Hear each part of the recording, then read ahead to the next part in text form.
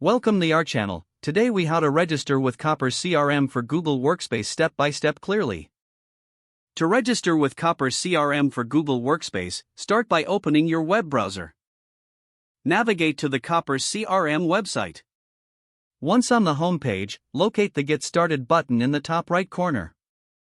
Click on the Get Started button to proceed. You will be prompted to sign in with your Google account. Enter your Google Workspace email address and click Next. Input your password and click Next again to sign in. After signing in, you may need to grant permissions for Copper CRM to access your Google Workspace data. Review the permissions requested and click Allow to proceed. Next, you will be directed to the Copper Setup page. Fill in any additional required information, such as your company name and size. Select your preferred plan based on your business needs. Once you've made your selection, click on Continue to move forward. You may be asked to verify your phone number for additional security. Enter your phone number and click Send Code. Check your text messages for the verification code. Input the code provided and click Verify. Now, you will set up your billing information. Enter your payment details as prompted. Review your information and confirm your billing agreement. After completing the billing setup, click Finish Setup.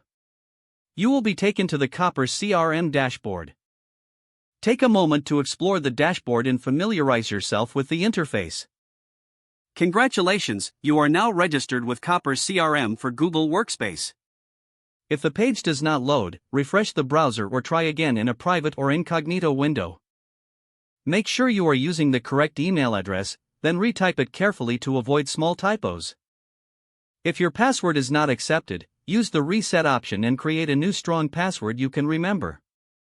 Check your spam folder for verification or security emails, then complete any requested confirmation steps. Enable two-factor authentication if available to improve account security and reduce unauthorized access risk. After signing in, review your profile details so your contact information and settings are accurate and current. If you see an error message, note it down and try again after restarting your device and internet connection. Log out when you finish, especially on shared devices, to keep your account and payment information secure. Don't forget to like this video and subscribe to our channel for more step-by-step tech guides.